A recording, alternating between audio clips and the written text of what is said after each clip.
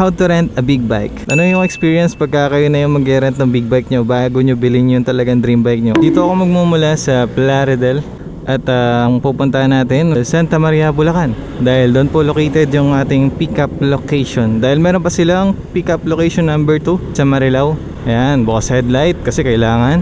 Dahil hindi automatic nagbubukas ang headlight, so hindi ko pa dinidisclose kung anong big bike yun, no? Nakaka-excite na saya.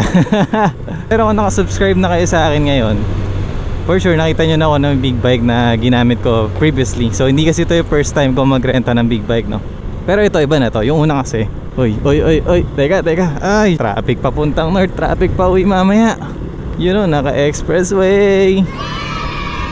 Nakakalungkot nga lang, no, hindi natin siya ma-enjoy to the fullest dahil traffic, dahil long weekend. Pero okay lang, alam ko masaya pa rin yun kahit ganun. Dahil hindi naman ito yung first time ko magre-renta ng big bike. Ang una kong narentahan ay yung aking gustong mabiling big bike, which is yung NK400. Yun kasi yung kahit paano mapipilit mong bilhin kasi murang-mura siya para sa big bike, eh. Lalo na kung second hand. Bale makikita nyo yun sa shorts natin, short speed. Wala pa akong action cam nun at wala pa akong balak mag motovlog nun. Pero nagbablog na ako nun kasi gusto ko na rin maging vlogger noon pa, no? Pero dahil marami pang kailangang i-improve sa sarili natin, maturity, personality, after ng ilang years na nahinto ako sa pag-vlog, sana dito sa motovlogging meron na tayong ma-achieve. Ba't ba tayo no? Oh, pwede tayo. Yung mga aspiring motovlogger and then yung mga motovlogger din dyan na gusto pang umangat, no? Sana tayong lahat. At yung mga hindi pa nagbablog, yes, sana. Uy, ayun, oh, speaking of NK, shout out. So, pero hindi NK yung rerentahan nating big bike ngayon. And yeah, ayun, shoutout ko na lang din yung una kong narentahan ng big bike na si Sir Nico Alvarez. Ngayon wala pa siyang unit, nag-focus po na siya sa buy and sell. Tapos ito, nakita natin sa Facebook, nag-search tayo dahil may pinaghahandaan din tayong ride kasama ang ating kaibigan na merong big bike. Tayo din kasi dapat meron na akong NK400, kundi lang nagkamali ng desisyon, eh. And yung motor pala ng ating kaibigan na si Kuya Ev is Z1000R. Yes, Z1000R. Yun po yung motor ni Reed, no? So, nagamit po natin yung Z1000. Alam niyo yung impression ko dun? Parang mas safe pa ako dun, eh. Kasi yung sa NK400 po, dahil delay yung power niya, gagalitin mo muna. Paano pagka sisingit ka? Hindi ko agad kumagat yung power, tapos lumipad na yung bike. Tapos magpe-preno ka, delikado. Unlike sa Z1000, dahil fast rider tayo, gusto natin aggressive tayo magpatakbo. Kung ano yung decision natin, mangyayari ora mismo. At yun, ganun lang. Nandito na tayo ulit sa Tabang. At meron din dito ang entrance para sa NLEX Expressway. At yung panganan dyan is yung Malolos, ang ating capital of Bulacan.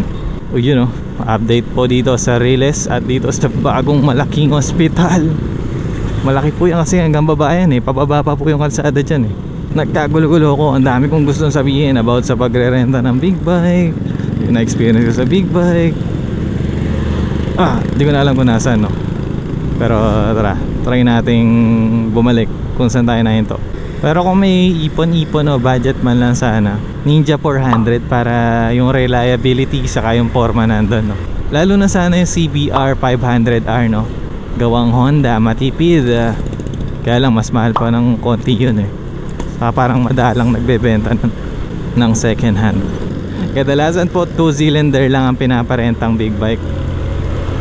Pero this time ang rerentahan natin inline 4. Kaya sabi ko kahit nag public road ako, enjoy pa rin yun dahil pwede naman akong gumawa ng content about sa public reaction, eh. Kasi long weekend, wala rin naman akong pwedeng date na ilagay na kasi busy din tayo sa mga schedules natin. Balik na tayo sa pagre-rent ng big bike. Ang dami kong daldal, no? How to rent a big bike, pero nagbigay ng biography sa experience sa big bike. But I think makaka-help naman na yun para sa introduction ng ating how to rent a big bike. Well, first off, alamin nyo muna kung magkano. Usually is 2.5 pagka 400cc inline 2 ang inyong rerentahan. Yun, mga ganun, 2.5 Minsan meron mahal 3K, 3.5 kahit inline to lang, no? Ganun yung presyo. And then minsan naman meron 2,000 lang, no? Kung iisipin nyo, parang kaya ko yan 2.5, kaya ko yan 5,000. Kaso lumalaki pa po kasi yan. Depende kung saan nyo gagamitin no?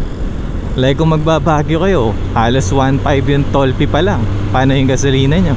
Tapos meron pa po yan deposit. Although babalik naman sa inyo yung deposit nyo, kadalasan yan 3,000, 5,000. So ang laki na nilalabas nyo pagka pick up nyo pa lang. Kaya ito, I'm very thankful sa baby ko dahil nasuportahan niya ako dahil fan din siya ng big bike. Ang astig nga po ng OBR ko kasi hindi lang siya OBR baka maging ano ba rin baka maging ano ko rin in the future partner in riding Gusto niya rin po ng motor. At alam niyo po ba anong binanggit na motor? Triumph Trident 660.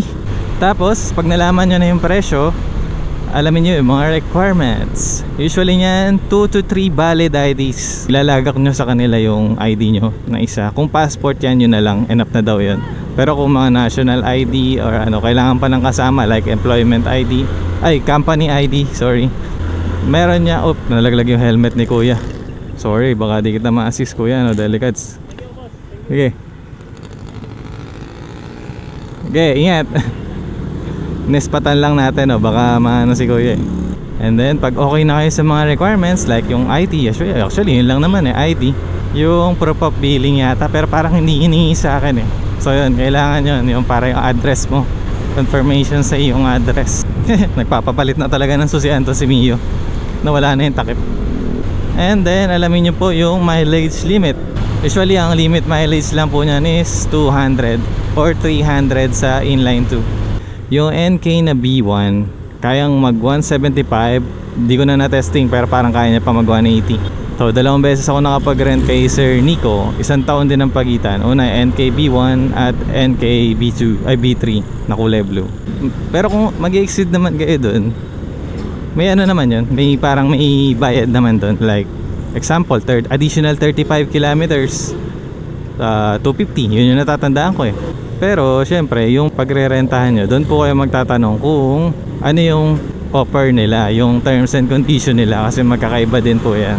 Magkakaroon lang po kayo ng idea sa mga babanggitin ko, pero not exactly na yun din yung mga matatanggap yung information pag kayo na yun nag-inquire. And then location, kasunod po ng mileage limit is yung location, de-declare nyo na rin po para makompute din nila. And then yung last na alam ko is yung pagre-return at yung oras. Usually 24 hours, 23 hours. Kailangan soli nyo na kung 2 PM nyo pinick up at 2 PM kinabukasan nyo isasoli or 1 PM. So pipili din kayo ng magandang oras ng pag-pick up. And I think yun lang naman yung pwede kong i-share sa inyo So kung may additional info, siguro yung mga additional terms na lang yun na hindi ko nabanggit. Pero yung binanggit ko yun na yung mga importanteng kailangan nyo malaman. Na kung na-search na name nila is Bulacan Naked Big Bike Rental. Mas mas general nga naman yung page na gano'n. Number 1 sa Manila, just for me lang kaya lang number 1 kasi yung lang nakita ko is Renta Moto. Yan, Renta Moto ang kilala sa Manila na rentahan ng big bike. Yan ang nire-recommend lagi. And then meron pa akong alam dito sa Santa Maria, Alicia's Big Bike Rental. Ang kanila pong ino-offer ay 450 SR, Bajaj Dominar, and other small scooter like Click, Honda Click, NMAX ata.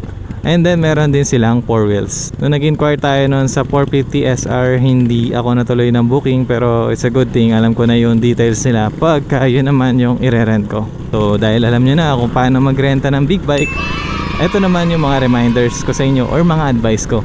Pagka po nag-inquire kayo, chat lang kayo ng greetings kasi may lalabas na details. Tapos pag wala pong enough na details yung nireply ng page, kasi automated yan, di ba? Alam nyo naman yun, para hindi matabunan agad yung unang shot nyo.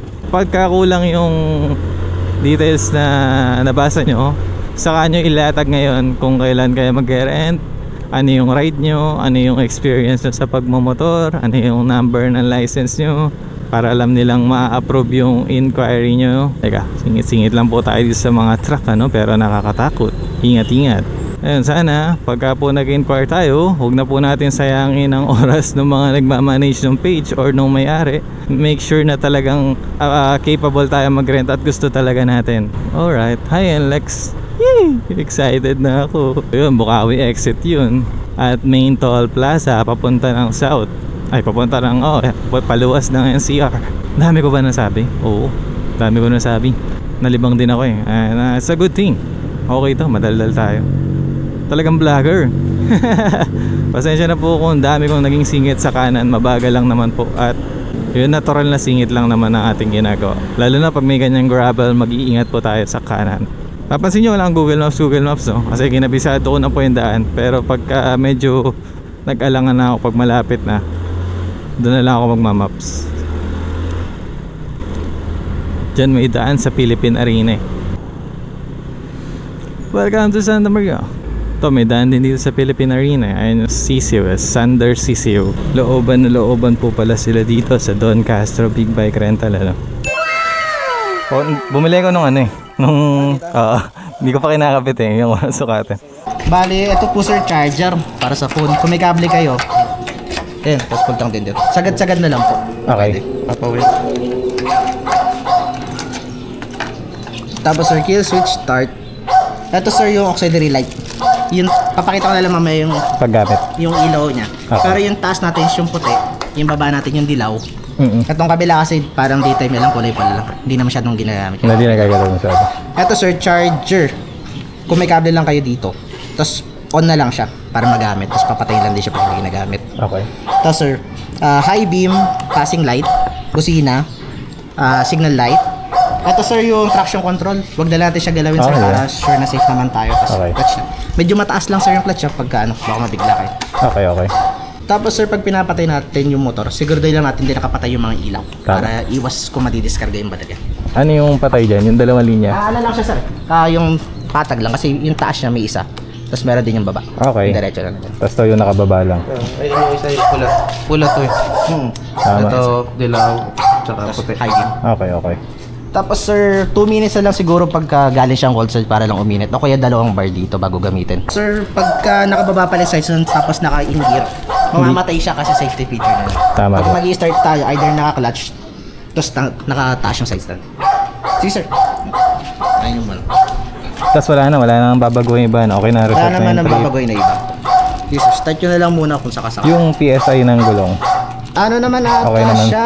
Na-check Okay naman na to. Okay. Ingatan na yung tangke, baka nasugatan ng mga kung ano. So ingatan lang tayo dito para hindi magkasasat. Tapos eto, once na may tama sir, double check na lang muna natin kung ano yung nangyari. Picture na lang din. Sige sir. Kahit picturean nyo na lang sir para ano. Tapos pag may kahit anong tama siya sir na Cosmo or kahit ano, papalitan natin kagad to. Okay, halina. Kasi yun yung indicator ng bagsak eh. Tama. Bagsak or tumama sa mga ano. Ako naman, ang safety ko para di mababagsak. Wag lang talaga nakasagad yung manibela tas preno. Abot-abot eh. Sakto lang. Nangyayari stand. Sige sir. Ano ka ba kayo? Okay lang po. Mas magaan naman ng konti kaysa sa say 1,000. Tapos hintayin yung dash.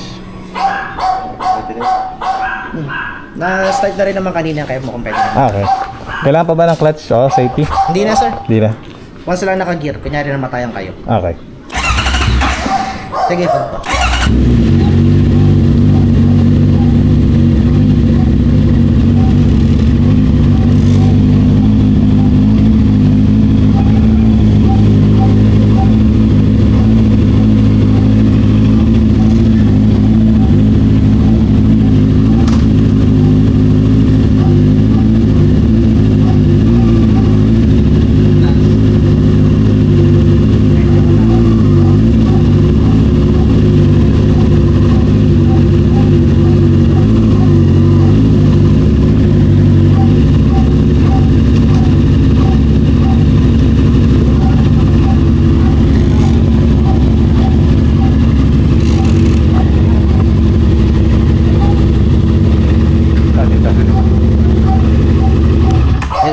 Tapos patay na lang siya. Ganun lang. Usually kasi half clutch lang kami pagka nagmumotor kasi dyan. Tama. Tama rin ba na dinatry yung Dali sir. rev match ba yun? Pwede lang. Kung marunong kayo sir, mas okay yung ganun. Nice. Social lang siya hanggang mag-lock na gano'n. Tapos di na siya tatanggal. Pag tatanggalin natin siya, sir, push lang, tapos saka natin turn. Gano'n. Okay. Mas madali naman siguro tanggalin yan pagka nakakabit na sa phone or sa ano nyo. Tama.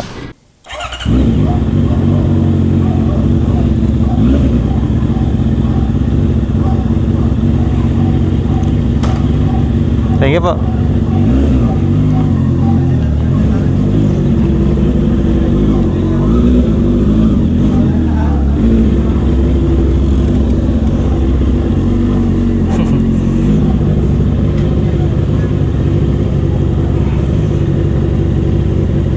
Doon. Thank you.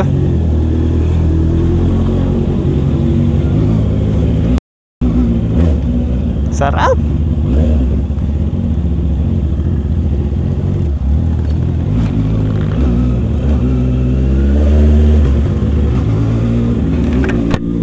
Jerky lang talaga sa mga big bike, no? So di na po tayo nakapagsalita at nailang ako dito sa ating phone holder dahil ang ang jerky ay ang pero safe naman daw yata yan. Hindi na tayo nakapag gloves pero nandito naman sa gilid ko both jerky, mag-adjust muna talaga kayo ulit.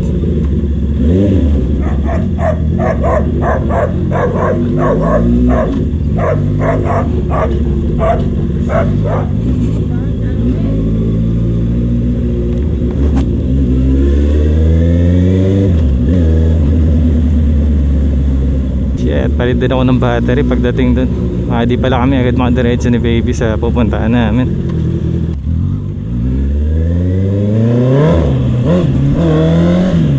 Grabe power. Ang responsive. Dahil cats. Fourth gear tayo agad. Inikilala muna po natin si Mr. CB. Ikilalanin muna natin to dahil delicate sa buhay natin dito. Kahit sabihin natin na try na natin Z1, tagal na naman natin di nakahawak Saka nasanay tayo kay Mio na pwede mo laro-laruin yung throttle. Ito hindi.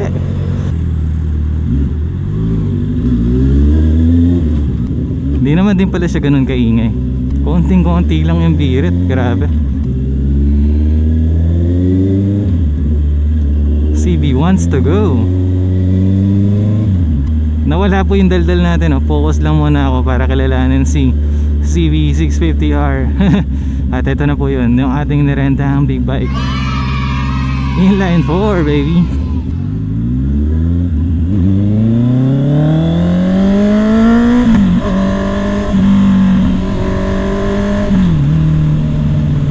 Sarap talaga pag-aarangada sa big bike no? Kala mo magpapasabog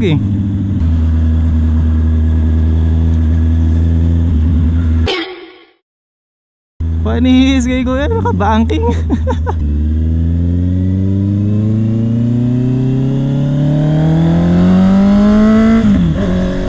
Sarap, grabe.